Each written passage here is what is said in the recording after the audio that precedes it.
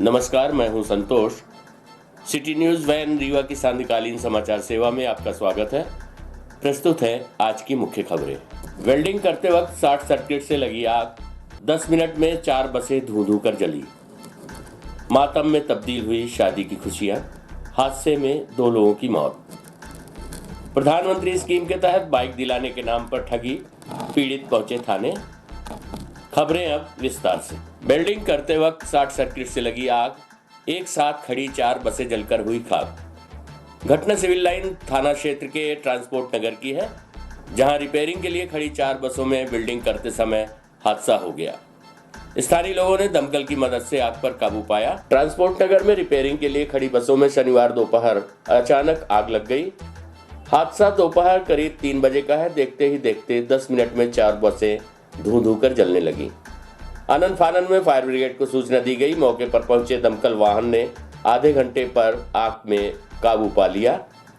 घटना के वक्त बसों में वेल्डिंग का काम किया जा रहा था। दोपहर करीब 3 बजे भीषण गर्मी के कारण लू चल रही थी। वहीं ट्रांसपोर्ट नगर के यार्ड में रिपेयरिंग के लिए खड़ी बसों को मैकेनिक कार्य कर रहे थे। इसी दौरान वेल्डिंग करते समय बस में अचानक चिंगारी उठी और आग धधकने लगी। देखते ही देखते कुछ मिनटों में ही आग ने विकराल रूप धारण कर लिया। पुलिस और फायर ब्रिगेड को बुलाया गया। अचानक से आग ने ऐसा विकराल रूप धारण किया कि चारों बसें देखते ही देखते जलकर खाक हो गईं। जब आगजनी होती है तो नगर निगम का फायर विभाग 2-4 दिन सक्रिय रहता है, फिर वे मूल काम छोड़कर दूसरे कार्यों में व्यस्त हो जाते हैं। शहर में ज्यादातर बसों के यार्ड में मानकों का पालन नहीं होता, जबकि प्राथमिक तौर पर बस के अंदर और मैकेनिकों के पास आग बुझाने के उपकरण होने चाहिए, लेकिन उनके पास कुछ नहीं था। प्रस्तुत है इस संबंध में स्थानीय लोगों से प्राप्त जानकारी के अंश।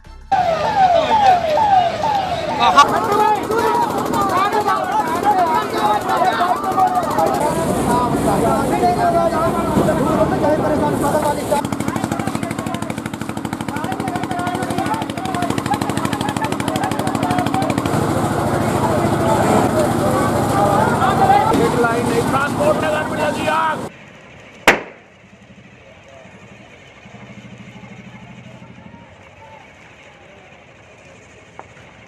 ये आग लगी है, शॉर्ट सर्किट से लगी है।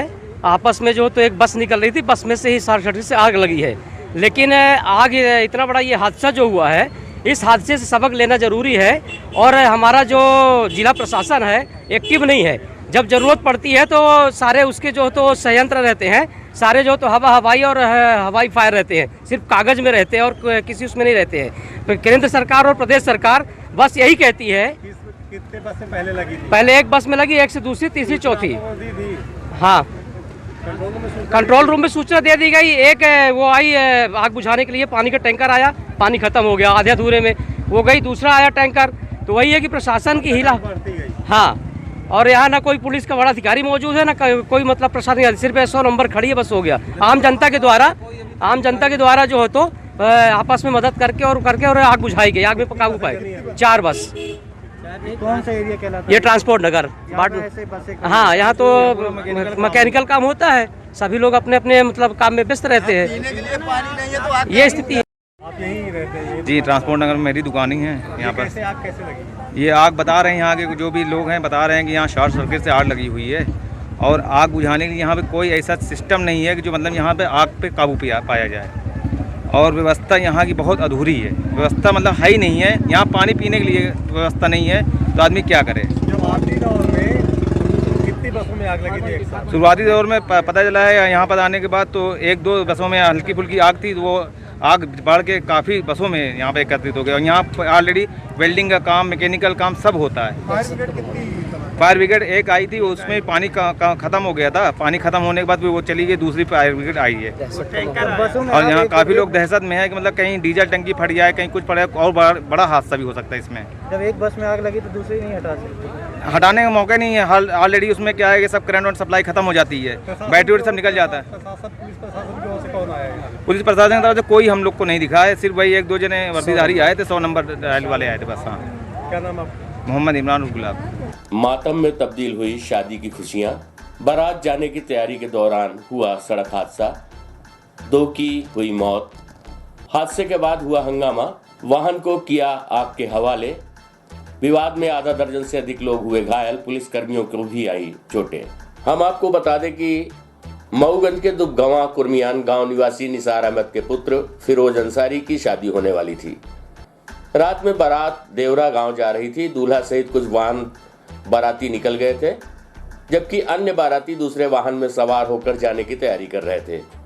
रात करीब 10 बजे उसी दौरान मऊगंज तरफ से आ रही तेज रफ्तार XUV कार अचानक बेकाबू हो गई और लहराते हुए सड़क में खड़े 2 लोगों को चलते हुए निकल गई। टक्कर इतनी जोरदार थी कि 2 लोगों की वृद्धा जैतून निशा और मोहम्मद तारिक की घटना स्थल पर ही मौत हो गई। इस दौरान चालक नियंत्रण खो बैठा और कार सड़क के किनारे अनियंत्रित होकर पलट गई, जिसके बाद अफरा तफरी का माहौल निर्मित हो गया।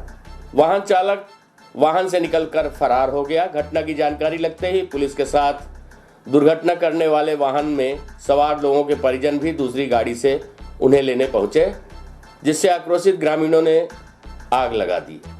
गंभीरता को देखते हुए पुलिस अधीक्षक ने कई थानों की पुलिस बल मौके पर भेजा, जिससे किसी तरह की कोई अप्रिय घटना न हो। मौके पर पहुंची पुलिस ने घायलों को इलाज के लिए अस्पताल भिजवाया और तनाव की बन रही स्थिति पर काबू पाया। इस घटना में 1-2 पुलिसकर्मियों को भी चोटें आई हैं। पुलिस ने दुर्घटना करने वाले वाहन चालक और उपद्रव करने वाले लोगों पर भी मुकदमा दर्ज कर लिया है। फिलहाल पुलिस सारे मामले की विवेचना कर रही है। शव का पोस्टमार्टम कराकर परिजनों को सौंप दिया गया है। वहीं मामले की गंभीरता को देखते हुए पुलिस अधीक्षक राकेश सिंह एवं एडिशनल SP विवेक डावर घटनास्थल पर पहुंचकर निरीक्षण किया। इस संबंध में प्रस्तुत है एक झलकी सहित SP राकेश सिंह से प्राप्त जानकारी के अंश। मामला यह है कि एक बारात के लोग इकट्ठा थे। उसी दौरान एक XUV वाहन बहुत तेज़ी से मऊगंज से चलता हुआ आया और उसने टक्कर मारी, जिसमें उस टक्कर से 2 लोगों की मौके पर मृत्यु हो गई। हालांकि एक व्यक्ति थोड़ा जीवित लगा था, तो उसको हम लोगों ने वहाँ SGMH भिजवाया था। उसके कुछ दूर आगे जाके वो गाड़ी पलट भी गई। उसमें से कुछ लोग भाग गए, कुछ लोग उसमें 1 आध लोग उसमें रह गए थे। तो जो भीड़ थी, जो बारात की भीड़ थी, उन्होंने उनको घेर लिया था मारने के लिए। तो उस दौरान पुलिस को खबर लगी तो और उनके परिजनों को भी खबर लगी, जो मऊगंज के ही रहने वाले थे। तो वो लोग भी पहुँचे और पुलिस भी पहुँची और रात का समय था। पुलिस बल बहुत तेज़ी के साथ वहाँ पर पहुँचा और SDOP साहब, एडिशनल SP, TI सब पहुँचे। पहुँचने के बाद जो भी व्यक्ति फंसे हुए थे, जिसमें उनके वाहन में मौजूद व्यक्ति के परिजन भी थे, उन सबको वहाँ सकुशल तरीके से निकाला गया। उसके बाद उसी दौरान कुछ लोगों ने, जिससे उनके परिजन पहुँचे थे वाहन में फंसे हुए व्यक्ति को लेने के लिए, उस वाहन को जला दिया था, में आग लगा दी थी। तत्काल इस लोगों को रिकवर करने के बाद एक व्यक्ति को तत्काल यहाँ रवाना किया गया, SGMH रीवा रवाना किया गया। एक डेड बॉडी वो लोग सुबह कह रहे थे कि हम सुबह भेजेंगे, लेकिन पुलिस ने जो है उसको भी समझा बुझाकर उसको मऊगंज अस्पताल में भिजवाया, जो 75 साल की जैतून निशा का शव था। और इस तरह घटना में 2 लोग मरे। इस घटना की जो सबसे महत्वपूर्ण बात ये थी कि सभी बारात में बैठे हुए लोग थे और जितने लोग विवाद कर रहे थे या मौके पे उत्पात कर रहे थे, वो सभी युवा लोग थे और इस तरह की बातें कर रहे थे जैसे कि मतलब कोई और गंभीर घटना घटित कर दें। पुलिस बल ने मौके पर पहुंचकर न सिर्फ वाहन में फंसे हुए व्यक्ति की जान बचाई, अभी तो उस व्यक्ति के जो परिजन वहाँ पहुंचकर उनके बीच घिर गए थे, सबकी जान बचाई और एक एक्सीडेंट की घटना से जो परिस्थितियाँ प्रतिकूल निर्मित हो रही थी, उन परिस्थितियों को प्रतिकूल निर्मित होने से रोका। और सही अर्थों में कहा जाए तो एक दुर्घटना जो सांप्रदायिक रंग भी ले सकती थी, उसको उन्होंने रोकने में पूर्ण सफलता पाई। और यह जो है हमारी Mauganj additional SP SDOP Mauganj और थाना प्रभारी मऊगंज की कार्यकुशलता का प्रमाण था कि उन्होंने इतनी तत्परता से काम की। रात में जैसे ही सूचना मुझे मिली, मैंने स्थिति को नियंत्रण करने के लिए तत्काल 12 थानों का बल भेजा, पुलिस लाइन से बल भेजा और स्थिति को सामान्य किया गया। और साथ ही साथ दोनों शवों का आज PM करके उसके परिजनों को सुपुर्द कर दिया गया है। मामले में अपराध कायम किया गया। जिन लोगों ने रात में उत्पात किया उनके विरुद्ध भी अपराध कायम होगा और जिन लोगों ने दुर्घटना घटित की है, जिसमें 2 लोगों की जान गई, असमय 2 लोग काल कलवित हुए, उसमें भी गंभीर कार्रवाई की जाएगी। धोखाधड़ी करने वाले ठगों ने ठगी का नया तरीका अपनाते हुए आधा सैकड़ा से ज्यादा लोगों को प्रधानमंत्री स्कीम के तहत बाइक दिलाने के नाम पर ठगी करते हुए उनके पैसे हड़प लिए। पीड़ितों ने मामले की शिकायत अमहिया थाने में दर्ज कराई है, जिसके बाद पुलिस ने ठगी करने वाले 2 आरोपियों को गिरफ्तार किया है और उनसे कुछ रकम भी बरामद की गई है। हम आपको बता दें कि ठगी करने वाले लोग किस तरह से भोले भाले लोगों को अपनी जाल में फंसाते हैं और बड़ी आसानी से ठगी का शिकार बना लेते हैं। शासन की योजना बताकर बड़ी आसानी से पैसे ठग लेते हैं।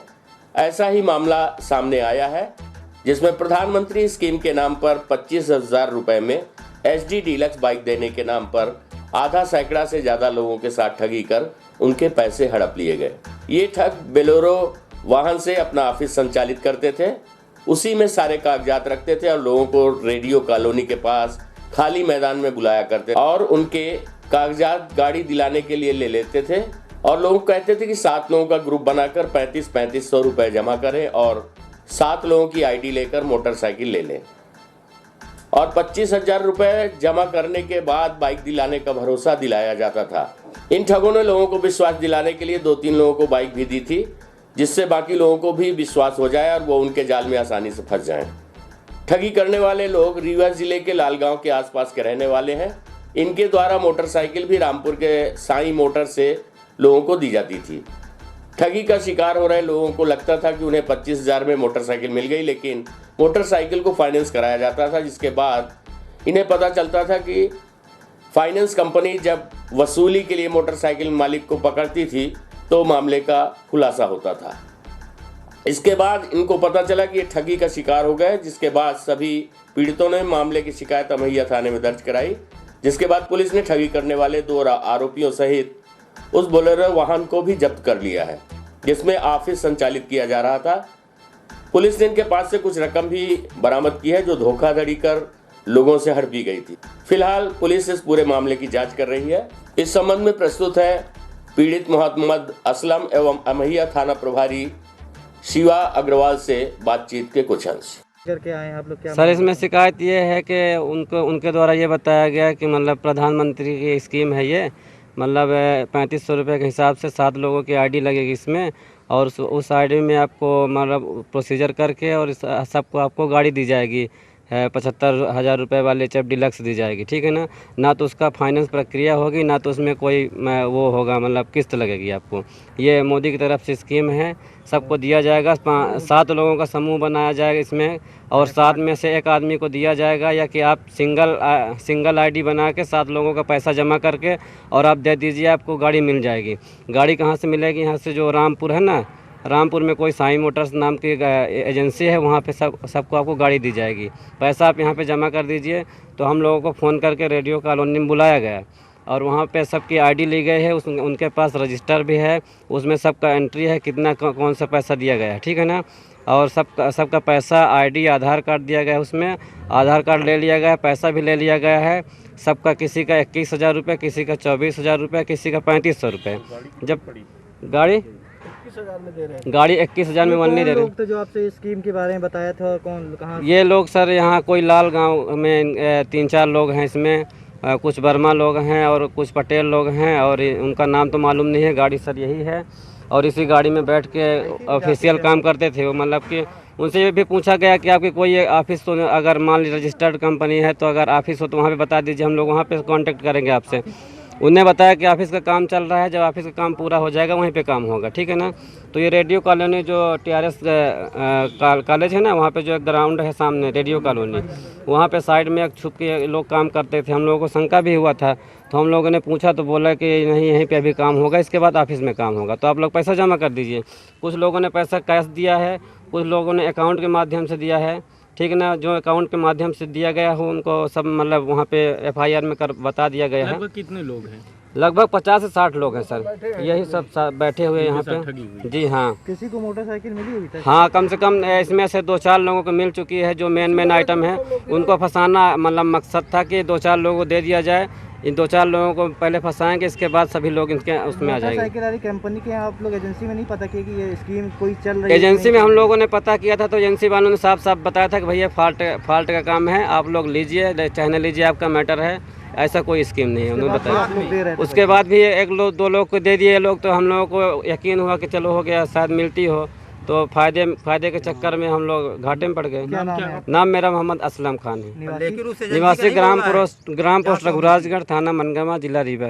हुई थी अपनी, कल हमने इसको पकड़ा है शाम को और पूछताछ कर रहे हैं अभी। तो निकल कर सामने ये आया है कि ये 5-5 लोगों के ग्रुप बनाया करते थे और उनसे 3500 रुपये इकट्ठे करा के लेते थे। जब 6 लोग इकट्ठे होके और पैसा जमा कर देते थे तो उनको एक HF डीलक्स बाइक जो है फाइनेंस करा देते थे और व्यक्तियों को ये पता ही नहीं होता था कि फाइनेंस हुई है। उनको लगता था कि 21,000 रुपये में बाइक मिल गई है। बाद में फाइनेंस कंपनियां भी इनको जो है गाड़ी सीज कर लेती थी, लेकिन इस दौरान कई लोगों को उसका ठगी का शिकार बना लिया है। कई लोगों की शिकायत पे जो है इन पर 420, 419 के तहत मामला दर्ज किया जा रहा है और विवेचना में जो निकल के आएगा उस हिसाब से जो है कार्रवाई की जाएगी। कुछ लोगों को हिरासत में लिया गया, कुछ पैसा हाँ, कुछ पैसा हमने जब्त किया है उनसे और ये वही पैसा है जो कि इनने अवैध तरीके से जो है इन लोगों को बेवकूफ़ बना के और लिया है इनसे। कहाँ के रहने वाले आरोपी हैं? आरोपी लगभग जो है लालगांव के आसपास के रहने वाले हैं। एक बोलेरो गाड़ी है, इसी गाड़ी में ये अपने दस्तावेज रखकर और झूठे दस्तावेज जो है पेश करके लोगों को बेवकूफ़ बना रहे थे किसी योजना के नाम का नामकरण करके। अभी 2 संदेही हैं जिनसे पूछताछ की जा रही है और अभी पूछ चुकी शिकायतकर्ता लगभग 20 के आसपास अभी हमारे पास आ चुके हैं और भी शिकायतकर्ता है। कंपनी का क्या नाम था सर जिसके नाम से? कोई भी कंपनी नाम नहीं था, कुछ भी ये फर्जीवाड़ा करके जो बना रखे थे। किसी को कुछ बताते थे, किसी से 3500 लेते थे, किसी से 21,000 रुपये, किसी से 27,000, 42,000 रुपये तक के हमारे पास लोग आ चुके हैं जिनसे जो है 42,000 तक इनने लिए। हत्या के मामले में निष्पक्ष जांच की मांग को लेकर IG एवं कलेक्टर को वैश्य महासम्मेलन जिला इकाई रीवा ने सौंपा ज्ञापन।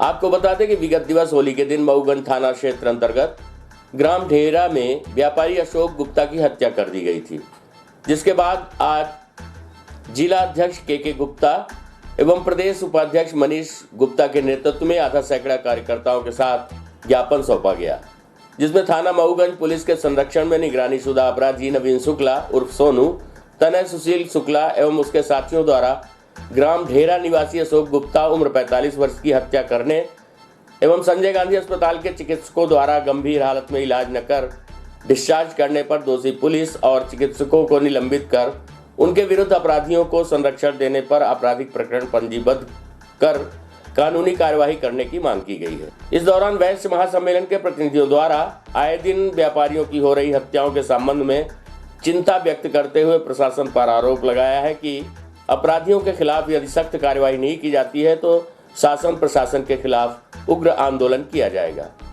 प्रस्तुत है इस संबंध में प्राप्त जानकारी के अंश। उस दिन हम साथ में ही थे, घटनास्थल में ही। उसके बाद भी प्रशासन हमारी किसी प्रकार की मदद नहीं की।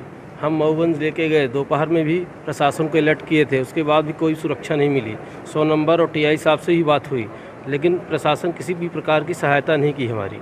उसके बाद भी हमने मऊगंज ले जाके प्रशासन के साथ ले गए थे, उसके बाद भी वहाँ से हमको जो है तो किसी भी प्रकार का एम्बुलेंस नहीं दिया गया। हम अपने ही वाहन से लेके भाई को अपने रीवा आए, लेकिन रीवा में भी चिकित्सालय में दुरुपयोग किया गया। चिकित्सालय में किसी भी प्रकार की दवाई नहीं की गई ढंग के। उसके बाद भी ज़बरदस्ती दबाव में डालकर ये वहाँ से हमको रेफ़र किया गया। किसका दबाव था? अब ये प्रशासन के अधिकारियों का दबाव था, क्या था ये वही बता सकते हैं। हम वहाँ से ज़बरदस्ती 4-5 बार गिड़गिड़ा के उनसे डॉक्टरों से हमने उनसे कई बार बोला कि ऐसा ना करिए, रात में हम कहाँ लेके जाएंगे, त्यौहार का दिन है, कहीं भी कोई भी डॉक्टर नहीं मिलेंगे हमें। फिर उसके बाद भी ज़बरदस्ती वहाँ के डॉक्टर हमें ज़बरदस्ती छुट्टी दिए, हमने छुट्टी ली ही नहीं वहाँ से। उसके बाद डिस्चार्ज किया ही नहीं हमने अपनी मन से, वहाँ से डॉक्टर ने ज़बरदस्ती किया। फिर हमने वापस वहाँ से मुश्किल से 10-15-20 मिनट लगा होगा, वहाँ से रीवा हॉस्पिटल लेके गए थे एम्बुलेंस से। वहाँ से लेके आए, जैसे ही डॉक्टर से साहब पर्ची वहाँ बनवाई हमने, पर्ची है वहाँ। उसके बाद उन्होंने किसी भी प्रकार का उपचार नहीं किया। उसके बाद उन्होंने बोला में रखवा दिया जाए। बाकी डॉक्टर साहब ने किसी भी प्रकार का हम लोगों के साथ सहायता नहीं की। किस प्रशासन का दबाव था, क्या था, ये मालूम नहीं हमें। ज्ञापन देने आए हैं जो लगातार हो रही वैश्य समाज के ऊपर हत्याएं और घटनाएं, उसको लेकर एक ज्ञापन हम लोग सौंपेंगे। अभी इसके पहले आईजी महोदय को हम लोग देकर आए हैं, कलेक्टर महोदय का कुछ विभाग था उस पर। अभी अशोक गुप्ता जी को 29 तारीख को जो ढेरा गांव जो रीवा में अपने नई बस स्टैंड के पास होटल संचालन कर रहे थे, उनको हत्या कर दी गई। उसमें हम लोग की मांग है कि वहाँ के टीआई को अभी सस्पेंड नहीं किया गया है, उसको सस्पेंड किया जाए, क्योंकि उस हत्या में कहीं ना कहीं टीआई को भी रोल है। जिस दिन हत्या हुई थी उस दिन उनके पिता रमेश कुमार गुप्ता जी ने दोपहर में सूचना टीआई को दी कि जिलावार अपराधी जो है वो हमारे घर में आके तोड़ फोड़ मारपीट किया है और ऐसे जिलावार अधिकारी को यहाँ न रखा जाए, गिरफ्तार किया जाए। इसके बावजूद भी वहाँ के थाना प्रभारी तिवारी जी ने सहयोग नहीं किया और रात को 7 बजे पुनः उनके बच्चे अशोक गुप्ता जी को उनके घर से ले गए और मारपीट की, जिनकी उनकी मृत्यु हो गई। उन्होंने इसके बाद भी सूचना थाना प्रभारी महोदय को दिया है कि हमारे बच्चे को, अशोक गुप्ता जी को लोग 8-10 लोग ले गए और ये मर जाएगा। इसके बाद भी वहाँ के थाना प्रभारी ने सहयोग नहीं दिया, जिसके कारण उनकी मृत्यु हो गई। इसी मांग को लेकर आज हम लोग वैश्य प्रतिनिधिमंडल आए हुए हैं और इसी को लेकर रात्रि को जब 10 बजे रीवा संजय गांधी में उसको एडमिट किया गया और इतने गंभीर मामले में रात 2 बजे ऐसा कौन सा दबाव आया कि उसको ज़बरदस्ती वहाँ से डिस्चार्ज किया गया। ये उनके 2 बजे रात, जबकि एमएलसी होनी चाहिए, घटना थी। तो उस समय तक लापरवाही जो वहाँ पर चिकित्सा अधिकारी थे उनके ऊपर भी कार्रवाई होनी चाहिए, क्योंकि अगर शायद उस समय वो डिस्चार्ज न किए होते तो वो आज अशोक गुप्ता जीवित होते। तो हमारी मांग है माननीय कलेक्टर महोदय, क्योंकि संभागीय दायित्व पे भी कमिश्नर के भी हैं, उनके अंडर पे पूरा रीवा जिला आता है। ऐसी घटनाएं अगर लगातार अगर व्यापारी वैश्य समाज के साथ होगी तो आने वाले समय में एक रीवा में बहुत बड़ा आंदोलन होगा और बहुत बड़ी घटना हो भी सकती है। बताया जाता है पुलिस 3 बार उन लोग को छुड़ाई भी थी और विवाद पहले भी पुराना इनका चलता आ रहा था। इसमें दोनों पक्ष से मारपीट हुई थी। नहीं, मारपीट वो उन्होंने जो सिलेंडर किया वो अपना विरोध बना रहे, मारपीट हुआ है। ये वहाँ आदतन अपराधी है, मऊगंज थाना में 17 नंबर में अंकित है, जिला बदर का वो अपराधी है। तो दोनों पक्ष से हो नहीं रही है। वो उनके दुकान में दोपहर 11 बजे सीसीटीवी तोड़ा, मारपीट किया और ये उनसे पैसा मांगी, उन्होंने नहीं दी। और रात को इन्होंने अपने बच्चों की सूचना दोपहर में दी तो इनके बच्चे रीवा से होकर गए, जो अशोक गुप्ता, राजेश गुप्ता रीवा में प्रॉपर वो होटल का संचालन करते हैं। तब उनके घर से ही लोगों ने पथरा, वहाँ से 1-1.5 किलोमीटर है दूरी, उनका भी निवास है वहाँ। एक घर में सुनसान घर में ले जाकर 8-10 लोगों ने मारपीट की है। एक बंदे के ऊपर, निहत्ते के ऊपर अगर मारपीट कर रही है तो दोनों पक्ष का कहाँ हुआ? ये तो हत्या करने के रूप से ले गए थे वो, और हत्या हो गई। इसके बावजूद जो वो दोपहर में सूचना दी गई, अगर वो अपराधी को पकड़ लिया गया होता तो शायद ये हत्या ना होती। तो दोनों पक्ष नहीं है, इन्होंने प्री प्लानिंग की है, वो आदतन अपराधी भी हैं। वो ऐसे जिला बदर मतलब अपराधी ऑलरेडी जिला प्रशासन त्योहारों के पहले भी सूचित करता है कि जिला बदर अधिकारी ऐसे भी अपराधी को जेल के सलाखों के पीछे किया जाए। तो उस दिन वो अपराधी कैसे इतना बड़ा 20-20 मुकदमे चल रहे हैं रीवा जिले में उसमें, और उस दिन वो कैसे छूटा हुआ था? कहीं ना कहीं इसमें थाना प्रभारी का सहयोग है। और पकड़ जाने के बाद, मर्डर करने के बाद वहाँ पे गाँव में कहता है कि ये हमने मर्डर कर दिया है और अपने बच्चे को तो डेड बॉडी ले जाए, और इसके बाद भी उसको पुलिस 100 नंबर डायल बैठाई और रात को छोड़ दी। तो कहीं ना कहीं पुलिस का सहयोग है, सत्ता शासन का सहयोग है। तो हमारा व्यापारी अगर इस तरह से असुरक्षित महसूस कर रहे हैं, हम जिला प्रशासन कलेक्टर से महसूस करते हैं इस पर एक कड़ी कार्रवाई करें ताकि यहाँ का व्यापारी वर्ग और वैश्य समाज सुरक्षित रह सके। अगर ये कार्रवाई समय पे नहीं होगी तो वैश्य समाज उग्र आंदोलन करेगा। और घटना शासकीय स्वशासी आयुर्वेद महाविद्यालय एवं चिकित्सालय रीवा में बीएमएस प्रथम वर्ष की कक्षाओं का हुआ शुभारंभ। हम आपको बता दें कि कोरोना काल के कारण विलंब से प्रवेश होने के कारण विगत 1 अप्रैल से नव प्रवेशित छात्र छात्राओं की कक्षाओं का शुभारंभ किया गया। प्राप्त जानकारी के अनुसार आयुर्वेद महाविद्यालय रीवा में ऑल इंडिया कोटे की 11 सीटों सहित कुल 75 सीटें प्रथम वर्ष में हैं, जो ऑनलाइन काउंसलिंग द्वारा भरी गई हैं। इस वर्ष मुख्य पाठ्यक्रम के अध्यापन के पूर्व 15 दिनों का ट्रांजिशनल पाठ्यक्रम लागू किया गया है, जिसमें आयुर्वेद अध्ययन क्यों, कैसे किया जाए, इसके उद्देश्य और आयुर्वेद के भविष्य आदि विषयों पर चर्चा की जाएगी। उद्घाटन कार्यक्रम में महाविद्यालय के प्राचार्य डॉक्टर दीपक कुलश्रेष्ठ, डॉक्टर प्रभंजन आचार्य, डॉक्टर डी के साहू, डॉक्टर ओपी द्विवेदी सहित समस्त स्टाफ उपस्थित रहा। कार्यक्रम का संचालन डॉक्टर गरिमा तिवारी द्वारा किया गया। प्रस्तुत है इस संबंध में कार्यक्रम की झलकी सहित महाविद्यालय के प्राचार्य डॉक्टर दीपक कुलश्रेष्ठ से प्राप्त जानकारी के अंश। उनका वेल्डिंग की धरा पर मैं हार्दिक स्वागत करता हूँ। जैसा कि मेरे पूर्व के वक्ताओं ने यहाँ पे बहुत कुछ यहाँ पे बोला जा चुका है, इसलिए मैं संक्षेप में अपनी बात बोलूँगा कि जैसे एक श्लोक है, आकाशपतितम तो यथा गच्छति सागरम और सर्वजो नमस्कार केशव प्रति गच्छति। जैसे जो वर्षा का जल गिरता है भगवान विष्णु के पास पहुँचता है, वैसे जितनी भी चिकित्सा पद्धतियाँ हैं, चाहे वो एलोपैथी हो या और भी जो आपके वैकल्पिक साधन है, वो ओवरऑल अपने आयुर्वेद से ही उत्पन्न हुए हैं और आयुर्वेद में ही जाके समाहित हो जाते हैं। तो ये आयुर्वेद में आपका विश्वास करने के लिए मतलब आपका सबसे बड़ा प्रमाण है, इतना ही मैं कहना चाहता हूँ और आप सभी का स्वागत करता हूँ।